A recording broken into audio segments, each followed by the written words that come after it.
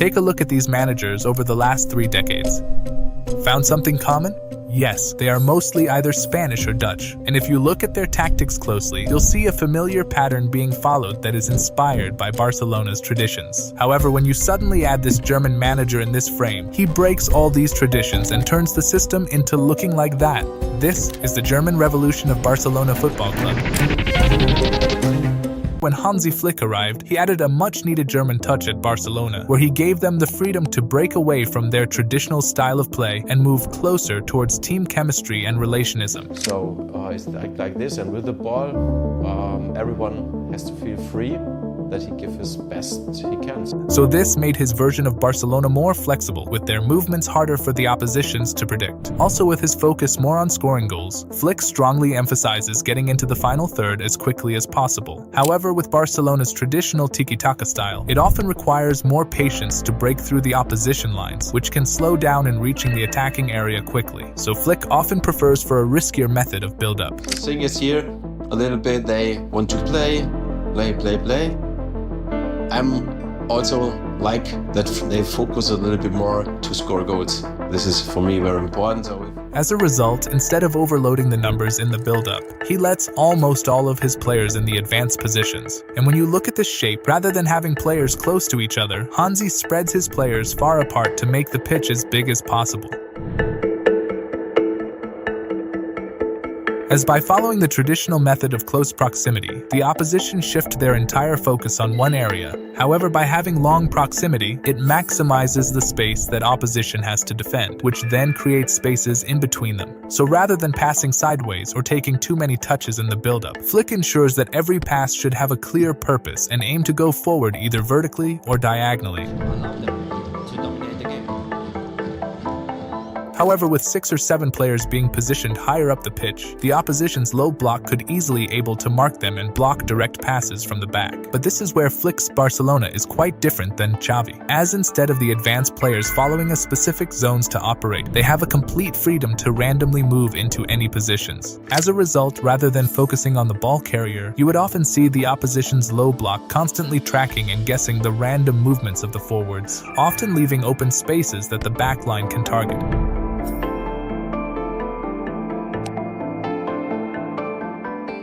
However, if the opposition are too rigid and sticks to their zonal shape, then the positional freedom alone may not be enough to create spaces for direct passes. So in such scenarios, when the ball is with the center back, instead of waiting for the front overload to generate space, he takes the matter into his own hands by carrying the ball forward until he reaches the second line of defense. This creates an unprecedented situation for the opposition structure. If they didn't engage with the ball carrier, then he can easily get through and face the back line. So to prevent this, the opposition is compelled to send their second line towards him, which then destabilize their zonal shape and create space between the lines for others to operate. However, when playing against a strong pressing side that uses high line, then Flick's front overloads and ball carrying would be a complete disaster. Take a look at the center backs getting outnumbered by this, and with no clear passing angles to relieve the pressure, they are forced into playing long without proper timing and precision. So in such cases, Flick often adapts by splitting his center backs wider and positioning his pivots vertically, while the ball-sided fullback retreats to partner with the other pivot. This creates an asymmetric 3+2 shape against the opposition's front line, which then provides multiple passing angles for the center backs to relieve pressure. And along with that, they use this asymmetric shape as a means to pull the opposition's front line to one side, which then increases the space between the lines and on the opposite side, where the far-sided fullback and the number 10 are ready to receive a direct pass. Now Koundé. Brilliant cross. However, while switching the ball to the opposite side, there is always a major risk of losing possession in vulnerable situations. So to progress the ball on the same side to reduce such turnovers, Flick utilizes his pivots as key connectors to move into the attacking half. For example, when the center back has the ball, the top pivot drops deep to receive it and quickly passes it to the bottom pivot. This movement pulls the opposition's front line closer, which then opens wide spaces for the full back to receive direct pass as the third man. So like this, Flick uses numerous third-man combination and adds flexibility to his patterns in order to make them less predictable.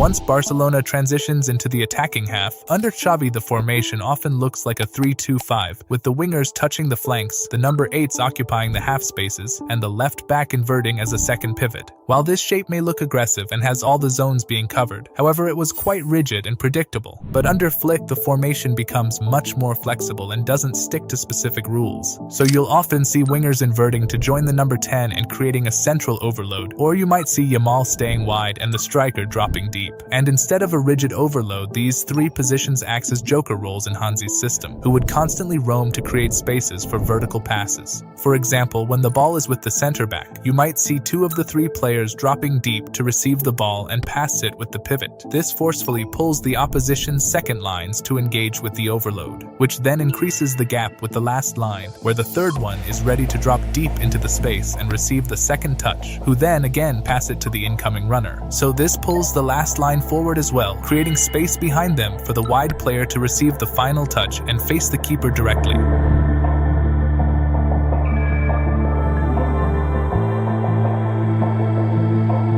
And in order to implement this style, you really need players who are intelligent about their decisions and have a sharp vision to make these accurate, direct passes. So along with physical training, they also require mental training to develop these critical qualities.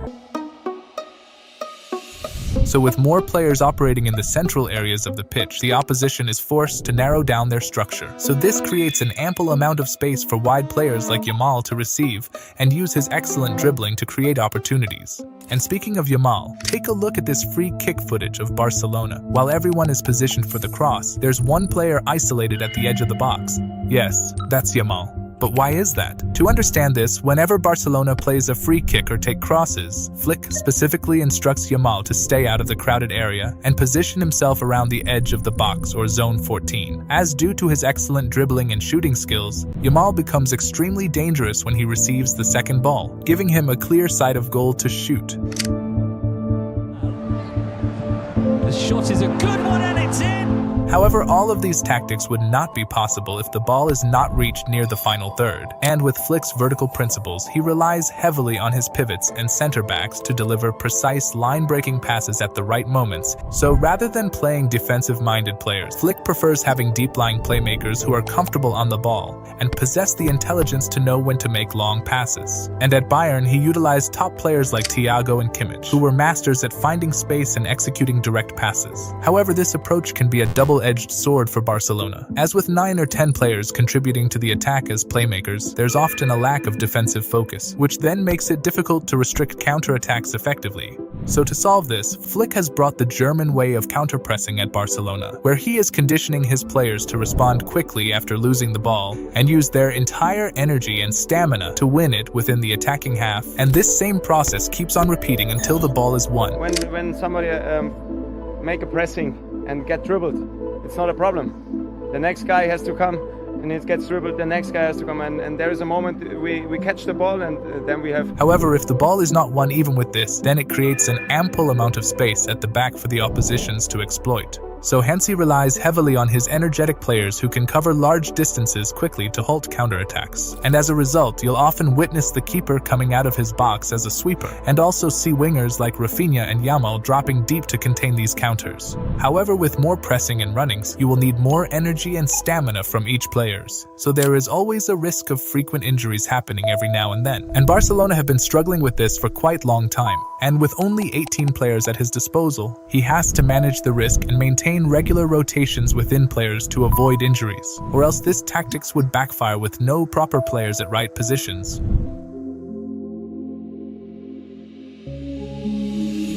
When Flick's Barcelona are facing the opposition's build-up, due to the age of Lewandowski, he may not able to constantly press and engage with the opposition's backline. So Flick assigns him a more passive role, where he drops deeper to partner with the number 10 and cover the opposition's pivot. Meanwhile, both the young wingers inverts and take on the responsibility of pressing the backline. This forms a very narrow 4-2-2-2 shape, with all central options closely marked.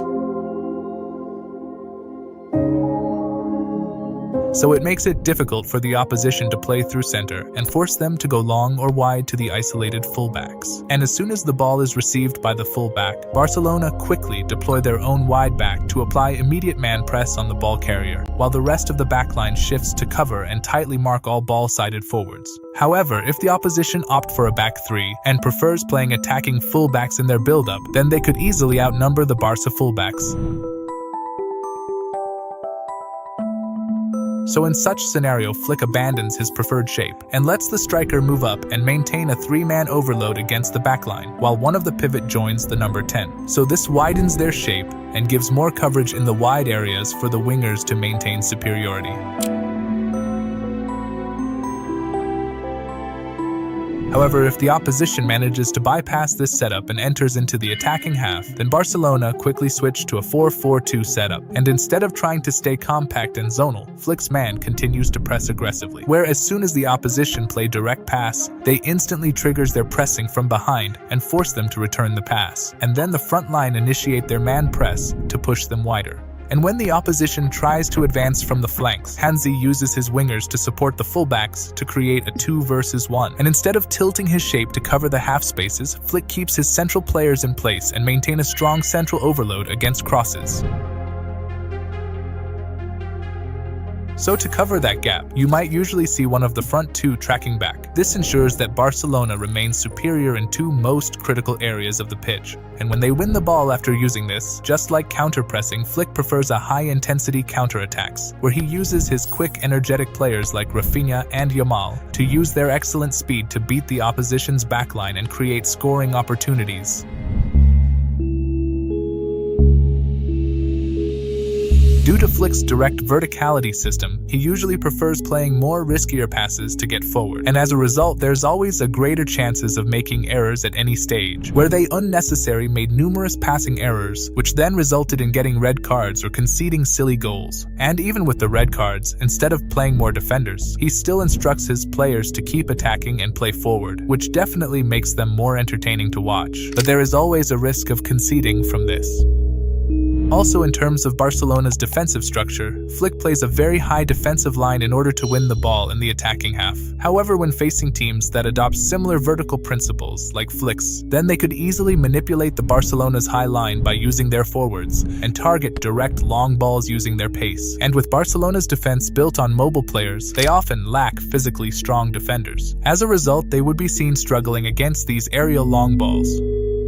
And along with that, due to the high positioning fullbacks, Barca also leaves open spaces in the defensive flanks for the oppositions to target, while on the right side, this gap is usually covered by the right pivot. However, on the left, due to the advancing movement of the left pivot, Barca often struggles to cover the left flanks and has to tilt the backline, which then weakens their central coverage against crosses. So with Flick's focus more on creating scoring chances with verticality, there is always a risk of having a vulnerable defense that may struggle to maintain frequent clean sheets.